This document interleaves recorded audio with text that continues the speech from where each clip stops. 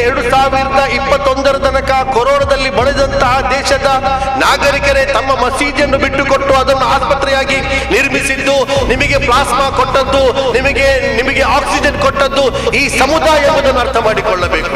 ಬ್ಯಾರಿಗಳನ್ನು ಹಿಡಿಗಳು ನಮ್ಮ ಊರಿಗೆ ಬರಬಾರ್ದು ಅಂತ ಕೇಳ್ತಾರೆ ಅಂತ ಆದ್ರೆ ಏನು ಕಾಣಿಯೂರಿನಲ್ಲಿ ಪಾಳೆಗಾರಿಕೆ ಇದೆಯಾ? ನಿಮ್ಮ ತಾಕತ್ತಿದ್ಯಾ? ಇದನ್ನು ಇಸ್ಲಾಂ ಕಲಿಸಿಕೊಡ್ಲಿಲ್ಲ, ಇದನ್ನು ಧರ್ಮ ಕಲಿಸಿಕೊಡ್ಲಿಲ್ಲ. RSS ಈ ದೇಶದ ನೈಜ ಹಿಂದೂಗಳ ಶತ್ರುವಾಗಿದೆ.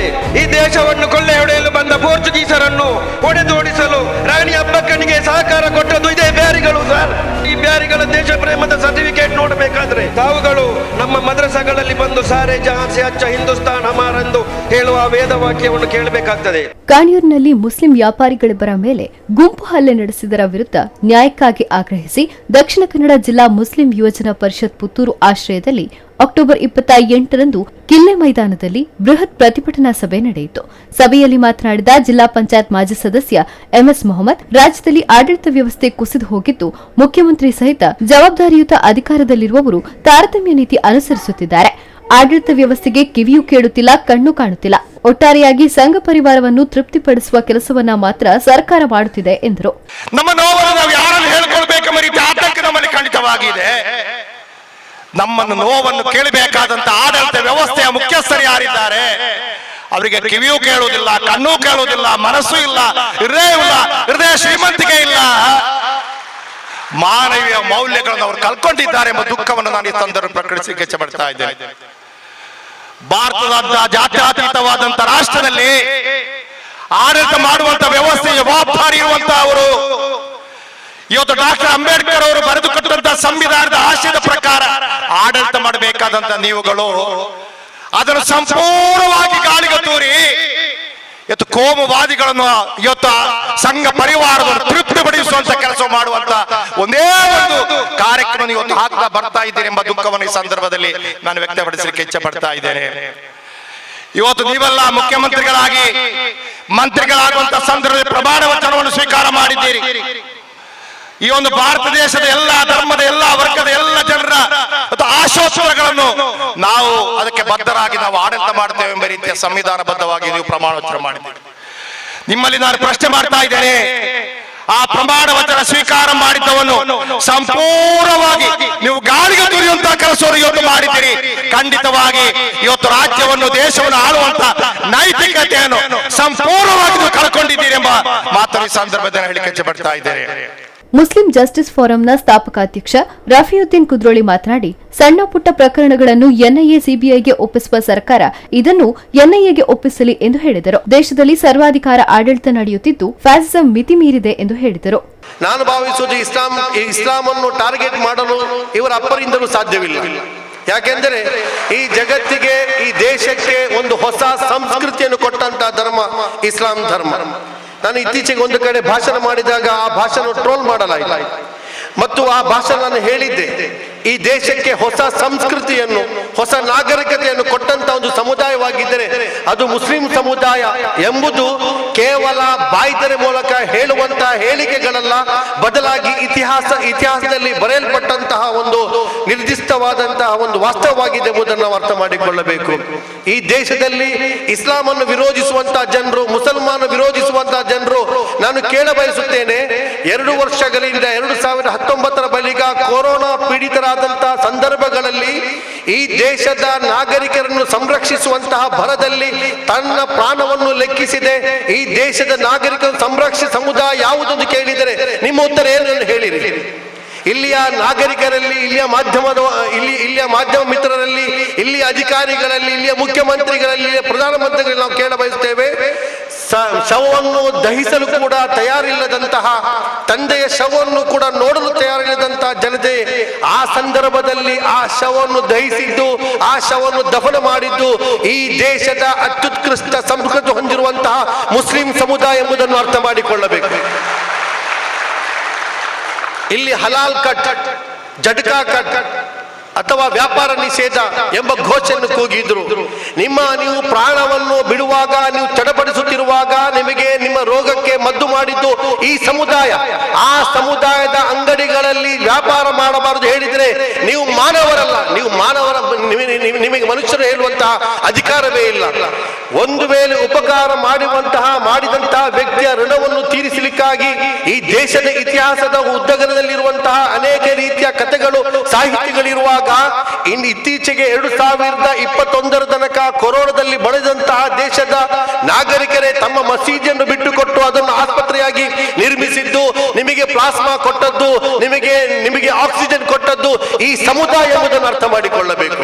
ಎಸ್ಕೆಎಸ್ಎಸ್ಎಫ್ ರಾಜ್ಯ ಕಾರ್ಯದರ್ಶಿ ಅನೀಸ್ ಕೌಸರಿ ಮಾತನಾಡಿ, ಜಿಲ್ಲೆಯ ಕೋಮುವಾದಿ ಶಕ್ತಿಗಳ ಮನುಷ್ಯತ್ವ ವಿರೋಧಿ ನಡೆಯಿಂದ ದೇಶವೇ ತಲೆ ತಗ್ಗಿಸುವಂತೆ ಆಗಿದ್ದು, ಜಿಲ್ಲೆಗೆ ಮುಖ್ಯಮಂತ್ರಿಗಳು ಬಂದು ಹೋದ ಬಳಿಕ ಅಶಾಂತಿ ಹೆಚ್ಚುತ್ತಿದೆ.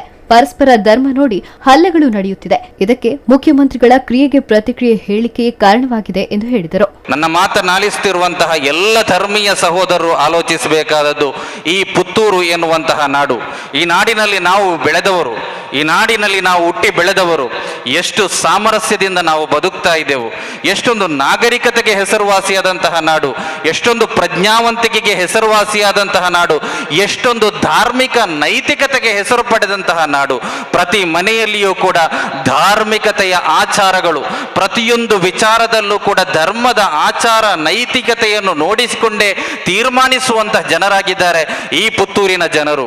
ಈ ಪುತ್ತೂರಿನ ಜನರಿಂದ ಇಂತಹ ಇಡೀ ದೇಶವೇ ತಲೆ ತಗ್ಗಿಸಬೇಕಾದಂತಹ ಒಂದು ಘಟನೆ ಈ ನಾಡಿನಲ್ಲಿ ನಡೆದಿದೆ ಅಂತ ಹೇಳುವಾಗ ಕೇವಲ ಮುಸಲ್ಮಾನರು ಮಾತ್ರವಲ್ಲ, ಇಡೀ ಊರೇ ತಲೆ ತಗ್ಗಿಸುವಂತಹ ಪರಿಸ್ಥಿತಿಯನ್ನು ಒಂದಿಷ್ಟು ಜನರು ಧರ್ಮದ ಅಮಲನ್ನು ತಲೆಗೇರಿಸಿಕೊಂಡು ನಡೆಸಿದ್ದಾರೆ. ಇಡೀ ಪುತ್ತೂರೇ ಅದಕ್ಕೆ ತಲೆ ತಗ್ಗಿಸ್ತಾ ಇದೆ.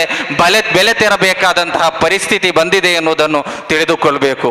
ನನ್ನ ಧಾರ್ಮಿಕ ಮುಖಂಡರೊಂದಿಗೆ ಹೇಳಲಿಕ್ಕಿರೋದು, ಏನಾದರೂ ಮುಸ್ಲಿಂ ಸಮುದಾಯಕ್ಕೆ ಸೇರಿದ 10 ಮಂದಿಯೋ 12 ಮಂದಿಯೋ ಇಂತಹ ಒಂದು ಗುಂಪು ಹಲ್ಲೆಯನ್ನು ನಡೆಸಿದರೆ ಅದನ್ನು ಖಂಡಿಸಲಿಕ್ಕೆ ನಾಳೆ ಅಂತಹ ಒಂದು ಘಟನೆ ನಡೆದರೆ ಮರುದಿನದಂದು 1000 ಮಂದಿ ಉಲಮಾಗಳನ್ನು, ಧಾರ್ಮಿಕ ಮುಖಂಡರುಗಳನ್ನು ಹೀಗೆ ಸೇರಿಸಲಿಕ್ಕೆ ನಮ್ಮಿಂದ ಸಾಧ್ಯವಿದೆ. ಕಾರಣ ಇದನ್ನು ಇಸ್ಲಾಂ ಕಲಿಸಿಕೊಡ್ಲಿಲ್ಲ, ಇದನ್ನು ಧರ್ಮ ಕಲಿಸಿಕೊಡ್ಲಿಲ್ಲ. ಎಸ್ಎಸ್ಎಫ್ ಮುಖಂಡ ಯಾಕೂಬ್ ಸಹದಿ ನಾವೂರು ಮಾತನಾಡಿ, ಕಾಣಿಯೂರಿನಲ್ಲಿ ನಡೆಸಿದ ಹಲ್ಲೆ ಘಟನೆ ಖಂಡನೀಯವಾಗಿದ್ದು, ಅಲ್ಲಿನ ಗ್ರಾಮ ಪಂಚಾಯತ್ ಮುಖ್ಯಸ್ಥರು ಅದರಲ್ಲಿ ಭಾಗಿಯಾಗಿದ್ದಾರೆ ಎನ್ನುವ ಆರೋಪವಿದೆ. ಪುಂಡ ಪೋಖರಿಗಳ ಅಂತಹ ಕೃತ್ಯವನ್ನು ಅವರ ಹಿಂಬಾಲಕರು ಸಪೋರ್ಟ್ ಮಾಡುತ್ತಿದ್ದಾರೆ ಅಂದರೆ ಮುಂದೆ ಸಮಾಜಕ್ಕೆ ಅಪಾಯ ಕಟ್ಟಿಟ್ಟ ಬುತ್ತಿ ಎಂದು ಹೇಳಿದರು. ಇಬ್ಬರು ಅಮಾಯಕ ಯುವಕರನ್ನು ವ್ಯಾಪಾರಕ್ಕೆ ಬೇಕಾಗಿ ಹೋಗಿದ್ದಾರಂತೆ. ಬ್ಯಾರಗು ಬೋತನಂತ ರಡ್ಡು ಜೋಕಲೇನು ಯುವಕರೇನು ಪತ್ತದು ಬ್ಯಾರ ಅಂತ ಹೇಳಿದ್ರೇನು, ಬ್ಯಾರ ಮಾಡುವವರೇ ಬ್ಯಾರಿಗಳು. ಆ ಬ್ಯಾರಿಗಳನ್ನು ಹಿಡಿಗಳು ನಮ್ಮ ಊರಿಗೆ ಬರಬಾರ್ದು ಅಂತ ಕೇಳ್ತಾರೆ ಅಂತ ಆದ್ರೆ ಏನು ಕಾಣಿಯೂರಿನಲ್ಲಿ ಪಾಳೆಗಾರಿಕೆ ಇದೆಯಾ? ಪ್ರಜಾಪ್ರಭುತ್ವ ಇಲ್ವಾ? ಅಲ್ಲಿ ಕೇಳುವವರು ಯಾರು ಇಲ್ವಾ? ಪೊಲೀಸ್ ವ್ಯವಸ್ಥೆ ಇಲ್ವಾ? ಶಾಸನ ವ್ಯವಸ್ಥೆ ಇಲ್ವಾ? ನಮ್ಮ ಕರ್ನಾಟಕ ರಾಜ್ಯದಿಂದ ಹೊರಗಿದೆಯಾ ಅದು? ಅಲ್ಲಿನ ಪಂಚಾಯತ್ನ ಮುಖ್ಯಸ್ಥರು ಕೂಡ ಇದರಲ್ಲಿ ಇದ್ದಾರೆ ಅನ್ನುವಂತ ಮಾತುಗಳು ಕೂಡ ಕೇಳಿ ಬರ್ತಾ ಇತ್ತು. ಅದಕ್ಕೆ ಕೆಲವರು ಸಮಜಾಯಿಸಿ ಕೂಡ ಕೊಡ್ತಾ ಇದ್ದಾರೆ. ಅದು ಮುಸಲ್ಮಾನರಂತ ತಿಳಿದುಕೊಂಡು ನಾವು ಮಾಡಿದಲ್ಲ, ಮಾರ್ವಾಡಿಗಳಂತ ತಿಳಿದುಕೊಂಡು ಅವ್ರು ಮಾಡಿರ್ಬಹುದು ಅಂತ. ಮಾರ್ವಾಡಿಗಳಾದ್ರೆ ಮಾಡ್ಲಿಕ್ಕೆ ಸಾಧ್ಯನಾ? ಇಲ್ಲಿ ಕಾನೂನು ವ್ಯವಸ್ಥೆ ಇಲ್ವಾ? ವ್ಯಾಪಾರ ಮಾಡಲಿಕ್ಕೆ ಅವರಿಗೆ ಅವಕಾಶ ಇಲ್ವಾ? ಅವರಿಗೆ ಬೇಕಾದಂತ ಸ್ವಾತಂತ್ರ್ಯ ಇಲ್ವಾ? ಅವೆಲ್ಲವನ್ನು ಕಸಿದುಕೊಂಡು ಇಲ್ಲಿ ಏನೇನೋ ಮಾಡಲಿಕ್ಕೆ ಯಾರಿಗೋ ಬೇಕಾಗಿ ಪುಂಗಿ ಓದುವಂತ ಒಂದಿಬ್ಬರ ಹೇಳಿಕೆಗಳನ್ನು ನಾನು ನೋಡಿದ್ದೇನೆ. ಖಂಡಿತವಾಗಿ ಕೂಡ ನೀವು ಇದರಲ್ಲಿ ಸಕ್ಸಸ್ ಆಗಲಿಕ್ಕೆ ಸಾಧ್ಯ ಇಲ್ಲ. ಇಲ್ಲಿ ಕೆಲವರಿಗೆ ಇಸ್ಲಾಂ ಧರ್ಮವನ್ನು ಸಹಿಸಲಿಕ್ಕೆ ಆಗ್ತಾ ಇಲ್ಲ, ಸಹಿಷ್ಣುತೆ ಇಲ್ಲ, ಅಸಹಿಷ್ಣುತೆಯಿಂದ ಬೆಳೆಯುವಂತಹ ಪರಿಸ್ಥಿತಿ ಇವತ್ತು ನಿರ್ಮಾಣ ಆಗ್ತಾ ಇದೆ. ಇಸ್ಲಾಂ ಧರ್ಮದಲ್ಲಿ ಎಲ್ಲರಿಗೂ ಕೂಡ ಸಮಾನತೆಯನ್ನು ಬೋಧಿಸಲಾಗ್ತಾ ಇದೆ. ಹಿರಿಯವರು ಕಿರಿಯವರು, ಧನಿಕರು ಬಡವರು, ಬಲ್ಲವರು ಅಂತ ಭೇದ ಭಾವ ಇಲ್ಲದೆ, ಕೆಲವರ್ಗದವರು ಮೇಲ್ವರ್ಗದವರು, ಜಾತಿ ತಾರತಮ್ಯ ಇಲ್ಲದೆ ಒಂದು ಮಸೀದಿಗೆ ಹತ್ತಿರ ಎಲ್ಲರೂ ಕೂಡ ಒಗ್ಗಟ್ಟಿನಿಂದ ಒಂದೇ ರೀತಿಯಲ್ಲಿ ನಮಾಜ್ ಮಾಡುವಂತ ವ್ಯವಸ್ಥೆ ಇದೆ. ಇದು ಕೆಲವರಿಗೆ ಕಂಟಕವಾಗಿ ಪರಿಣಮಿಸುತ್ತಾ ಇದೆ.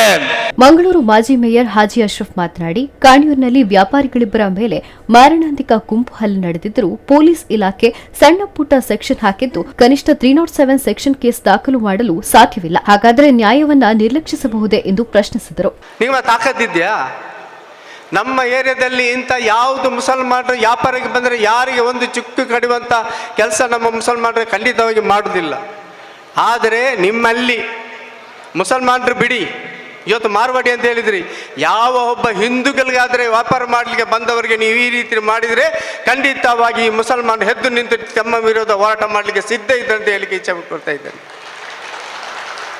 ಇನ್ನೊಂದು ಮಾತು ಹೇಳಲಿಕ್ಕೆ ಇಚ್ಛೆ ಪಡ್ತೇನೆ, ಯಾಕೆಂದರೆ ಅಮ್ಮನ ಹತ್ರ ನಮ್ಮ ಒಂದು ಮುಸಲ್ಮಾನರ ಒಂದು ಹೆಸರು ಕೆಡಿಸುವಂಥ ರೀತಿಯಲ್ಲಿ ಒಂದು ಹೇಳಿಕೆ ಕೊಡಿಸಿದ್ದಾರೆ. ಅದು ನಮಗೆ ಭಾರಿ ಬೇಸರ ಆಗ್ತಾ ಇದೆ.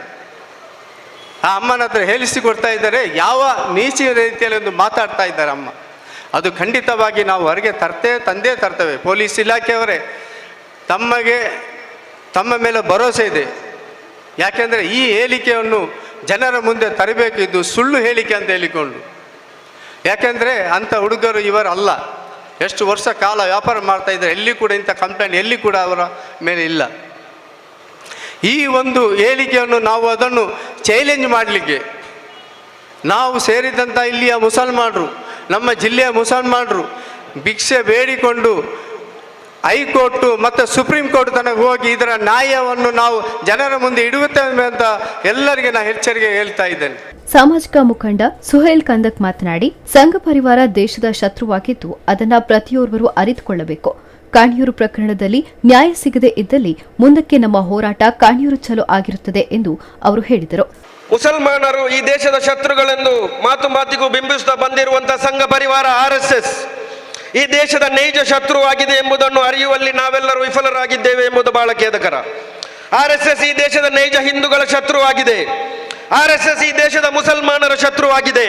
RSS ಈ ದೇಶದ ಶತ್ರುವಾಗಿದೆ ಎಂಬುದನ್ನು ಹೇಳಲಿಕ್ಕೆ ನಾನು ಬಹಳ ಇಚ್ಛೆ ಪಡ್ತಾ ಇದ್ದೇನೆ. ಈ ಸಂದರ್ಭದಲ್ಲಿ ಬಂಧುಗಳೇ, ರಮೀಜ್ ಹಾಗೂ ರಫೀಕ್ ಎಂಬ ಯುವಕರ ಮೇಲೆ ಹಲ್ಲೆ ನಡೆದಂತಹ ಸಂದರ್ಭದಲ್ಲಿ ಬ್ಯಾರಿಗಳು ಅವರಿಗೆ ಹೊಡೆಯಿರಿ ಎಂಬ ಒಂದು ಉದ್ರೇಕಕಾರಿ ಘೋಷಣೆಗಳನ್ನು ಆಲಿಕ್ಕೆ ಹೋಗಿದರು.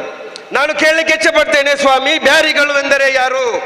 ಈ ದೇಶವನ್ನು ಕೊಳ್ಳೆ ಹೊಡೆಯಲು ಬಂದ ಪೋರ್ಚುಗೀಸರನ್ನು ಹೊಡೆದೋಡಿಸಲು ರಾಣಿ ಅಬ್ಬಕ್ಕನಿಗೆ ಸಹಕಾರ ಕೊಟ್ಟದ್ದು ಇದೇ ಬ್ಯಾರಿಗಳು ಸರ್. ಅದೇ ರೀತಿ ಈ ದೇಶದ ಸರ್ವತೋಮುಖ ಅಭಿವೃದ್ಧಿಗಾಗಿ, ಈ ದೇಶದ ಸ್ವಾತಂತ್ರ್ಯಕ್ಕಾಗಿ ರಕ್ತದ ಮಡುವಿನಲ್ಲಿ ಶಹೀದಾದಂತವರು ಸಾವಿರಾರು ಮುಸಲ್ಮಾನರು ಇದೇ ಬ್ಯಾರಿಗಳು ಸರ್. ನೀವು ಮಾತಿಗೂ ದೇಶ ಪ್ರೇಮದ ಸರ್ಟಿಫಿಕೇಟ್ ಕೇಳುವ ಈ ಬ್ಯಾರಿಗಳ ದೇಶ ಪ್ರೇಮದ ಸರ್ಟಿಫಿಕೇಟ್ ನೋಡಬೇಕಾದ್ರೆ ತಾವುಗಳು ನಮ್ಮ ಮದ್ರಸಾಗಳಲ್ಲಿ ಬಂದು ಸಾರೆ ಜಹಾನ್ ಸೆ ಅಚ್ಚ ಹಿಂದೂಸ್ತಾನ್ ಹಮಾರ ಎಂದು ಹೇಳುವ ವೇದ ವಾಕ್ಯವನ್ನು ಕೇಳಬೇಕಾಗ್ತದೆ. ಸಾರೆ ಜಹಾನ್ ಸೆ ಅಚ್ಚ ಅಂತ ಪ್ರತಿಯೊಂದು ಮದ್ರಸದಲ್ಲಿ ನಮಗೆ ಕಳಿಸಿಕೊಡ್ಲಾಗ್ತದೆ. ನಮ್ಮ ದೇಶ ಪ್ರೇಮದ ಸರ್ಟಿಫಿಕೇಟ್ ಕೇಳುವಂತ ಸಂಘಿಗಳಿಗೆ ನಾನು ಉತ್ತರ ಕೊಡಲಿಕ್ಕೆ ಬಯಸ್ತಾ ಇದ್ದೇನೆ. ನಮ್ಮ ದೇಶ ಪ್ರೇಮದ ಸರ್ಟಿಫಿಕೇಟ್ ಅನ್ನು ಕೇಳುವಂತ ಸಂಘಿ ಕ್ರಿಮಿಗಳಿಗೆ ನಾನು ಉತ್ತರ ಕೊಡಲಿಕ್ಕೆ ಬಯಸ್ತಾ ಇದ್ದೇನೆ. ಜಗದೀಶ್ ಶೇಣವನಂತವರು, ಅದೇ ರೀತಿ ಪ್ರಮೋದ್ ಮುತಾಲಿಕ್ನಂತವರು ಮಾತಿಗೂ ನಮ್ಮ ದೇಶ ಪ್ರೇಮದ ಸರ್ಟಿಫಿಕೇಟ್ ಕೇಳ್ತಾರೆ. ನಮ್ಮ ದೇಶ ಪ್ರೇಮದ ಸರ್ಟಿಫಿಕೇಟ್ ಏನಂತ ಹೇಳಿದ್ರೆ, ನಾವು ಈ ಭೂಮಿಯಲ್ಲಿ ಹುಟ್ಟಿದವರು, ಈ ಭಾರತದ ಮಣ್ಣಿನಲ್ಲಿ ಹುಟ್ಟಿದವರು, ನಾವು ಪ್ರತಿದಿನ ನಮ್ಮದಲ್ಲಿ 5 ಹೊತ್ತು ಈ ಭೂಮಿಗೆ ಸಾಷ್ಟಾಂಗವನ್ನು ಎರಗುತ್ತೇವೆ. ನಾವು ನಾಳೆ ಮರಣ ಹೊಂದಿದರು ಈ ಮಣ್ಣಿನಲ್ಲಿ ಲೀನವಾಗುತ್ತೇವೆ. ನಾಳೆ ನಮ್ಮ ಶತ್ರು ದೇಶವಾದ ಪಾಕಿಸ್ತಾನ ನಮ್ಮೊಂದಿಗೆ ಯುದ್ಧಕ್ಕೆ ಬಂದರೆ ನಮ್ಮ ಮದ್ರಸಾಗಳಿಂದ ನಮ್ಮ ತ್ರಿವರ್ಣ ಧ್ವಜವನ್ನು ಹಿಡಿದುಕೊಂಡು ನಮ್ಮ ಮಕ್ಕಳು ಪಾಕಿಸ್ತಾನದ ವಿರುದ್ಧ, ಶತ್ರು ದೇಶದ ವಿರುದ್ಧ ಹೋರಾಟ ಮಾಡಲು ರೆಡಿಯಾಗಿರುತ್ತಾರೆ. ಅದು ಆಗಿದೆ ನಮ್ಮ ದೇಶ ಪ್ರೇಮದ ಸರ್ಟಿಫಿಕೇಟ್. ಅಧ್ಯಕ್ಷತೆ ವಹಿಸಿದ್ದ ದಕ್ಷಿಣ ಕನ್ನಡ ಜಿಲ್ಲಾ ಮುಸ್ಲಿಂ ಯೋಜನಾ ಪರಿಷತ್ ಪುತ್ತೂರು ಅಧ್ಯಕ್ಷ ಅಶ್ರಫ್ ಕಲ್ಲೇಗ ಮಾತನಾಡಿ, ಕಾಣಿಯೂರು ಘಟನೆಯಲ್ಲಿ ಘೋರ ಅನ್ಯಾಯವಾಗಿದ್ದು ಪೊಲೀಸ್ ಇಲಾಖೆ ಬಿಜೆಪಿ ಸಂಘ ಪರಿವಾರದ ಒತ್ತಡದಲ್ಲಿ ಕೆಲಸ ಮಾಡುತ್ತಿದೆ. ಕಾಣಿಯೂರು ಹಲ್ಲೆ ಘಟನೆಯಲ್ಲಿ ಭಾಗಿಯಾದವರ ಮೇಲೆ ಜಾಮೀನು ರಹಿತ ಕೇಸ್ ದಾಖಲಿಸಬೇಕು ಎಂದು ಆಗ್ರಹಿಸಿದರು. ಸ್ವಾಮಿ, ನಾನು ಕೇಳ್ತಾ ಇದ್ದೇನೆ, ಯುವಜನ ಪರಿಷತ್ತು 30 ವರ್ಷಗಳ ಹಿಂದೆ ಸ್ಥಾಪನೆ ಆಗುವ ಉದ್ದೇಶವೇನೆಂದ್ರೆ, ಇಲ್ಲಿ ಅಮಾಯಕರ ಮೇಲೆ ಹಲ್ಲೆ ನಡೆಯುತ್ತಾ ಇದೆ, ಇಲ್ಲಿ ಮುಸಲ್ಮಾನರಿಗೆ ಕೇಳುವವರಿಲ್ಲ, ಇಲ್ಲಿ ನಾಯಕತ್ವವಿಲ್ಲ ಎಂಬ ದೃಷ್ಟಿಯಲ್ಲಿ ನಮ್ಮ ಹಿರಿಯರು ಅವತ್ತು ಈ ದಕ್ಷಿಣ ಕನ್ನಡ ಮುಸ್ಲಿಂ ಯುವಜನ ಪರಿಷತ್ ಸ್ಥಾಪನೆ ಮಾಡಿದರು.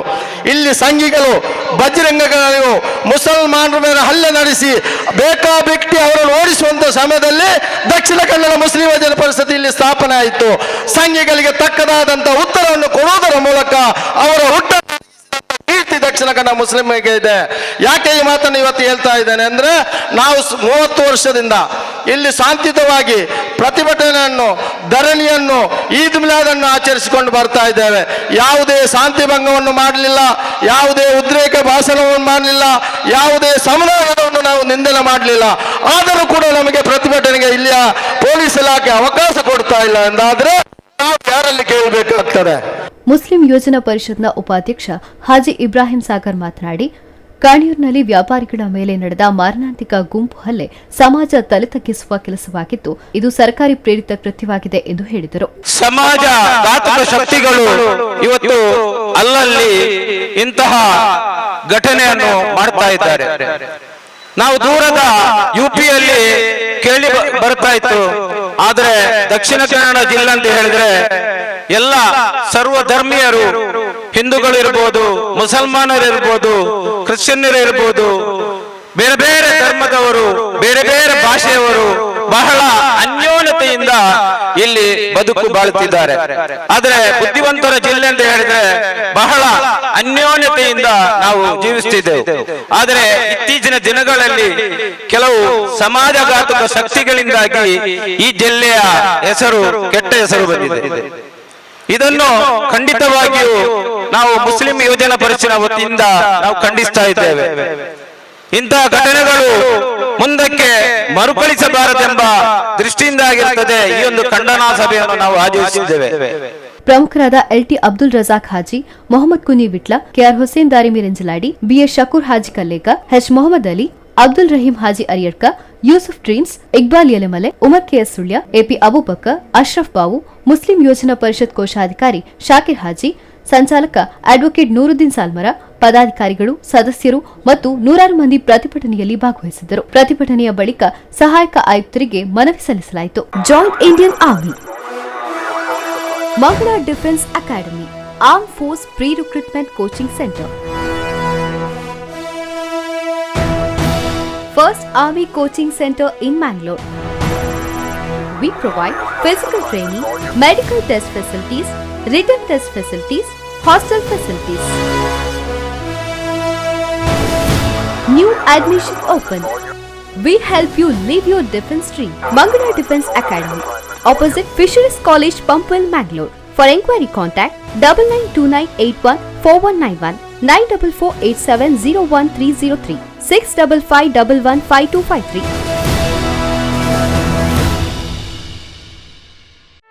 ಸುದ್ದಿ ಚಾನಲ್, ಕ್ಷಣ ಕ್ಷಣದ ಸುದ್ದಿಗಾಗಿ.